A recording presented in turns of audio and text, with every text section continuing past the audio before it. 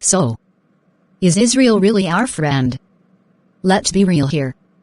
When has Israel ever done anything for the US that didn't benefit them more?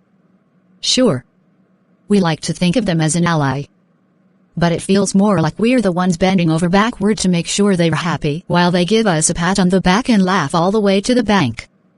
Let's take a quick trip down memory lane to the USS Liberty incident. Back in 1967, Israel attacked this American naval ship. They killed 34 Americans and wounded 171 others. They claimed it was an accident. But come on. They sure have a lot of accidents. The evidence points otherwise. Why would a so-called ally blow up one of our ships and then shrug it off like it was no big deal? And why did we let it slide? Speaking of letting things slide, let's not forget the multiple U.S. citizens that Israel has straight up murdered in cold blood over the years. But guess what? No one has ever been held accountable. Zero. Zilch. Nada. It's like their get-out-of-jail-free card never expires. No matter how many American lives are lost. And let's talk about Mossad. Shall we? They're not just a top-tier spy agency. They're the top spy agency in the world. Everyone thinks it's all about IPAC money pulling the strings in Washington. But it could be something darker than that.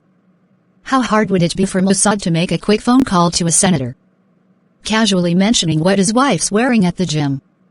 Boom. He's voting however they want. We've handed Israel billions in military aid. Money we could be using at home. While they act like they were doing us a favor. Even when they were the aggressor. Launching airstrikes left and right. We're over here pretending they're just defending themselves. It's like a bad joke. Only the punchline is costing us a fortune. And we don't just send money. We also back them with military equipment. Weapons. Training. You name it. It's almost like we've become their personal ATM. And get this. Israel's even barred U.S. officials, including sitting congressmen, from entering their country for the crime of, wait for it, criticizing them. Let me remind you that these are American representatives barred for speaking their minds. Remember when Reps. Ilhan Omar and Rashida Tlaib were denied entry? Yeah. That really happened. But, hey, free speech only applies if you're not criticizing Israel. Right. And what about our Congress? Every time an Israeli official addresses them, it's like watching trained seals clap on command. The standing ovations are endless. Why are we standing up for a country that constantly undermines us?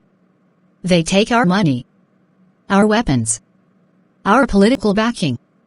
And in return, we get what? More standing ovations. Sure feels like it. Israel's cops even train our law enforcement. On local levels, politicians have quietly passed laws making it illegal to criticize Israel. Yes. You heard that right. Criticize Israel. Lose your job. Thanks to anti-BDS laws. Over 30 U.S. states have made it a crime to boycott Israeli goods. In Texas, for example, Governor Greg Abbott pushed through a bill making it clear that if you're not on Team Israel, you can forget about doing business with the state. Florida's Governor Ron DeSantis. Same deal. It's all about protecting Israel from the big bad boycott movement. Free speech be damned. So, let's get to the point. Who's really benefiting here? Are we still the United States of America? Or have we become the United States of Israel? At this point, it's hard to tell. Israel has billions of our dollars, endless military support, a free pass to break international laws whenever it pleases. And every time we raise an eyebrow or try to question it, we're slapped down faster than you can say anti-Semitism. Meanwhile, they keep on winning. And we keep on footing the bill.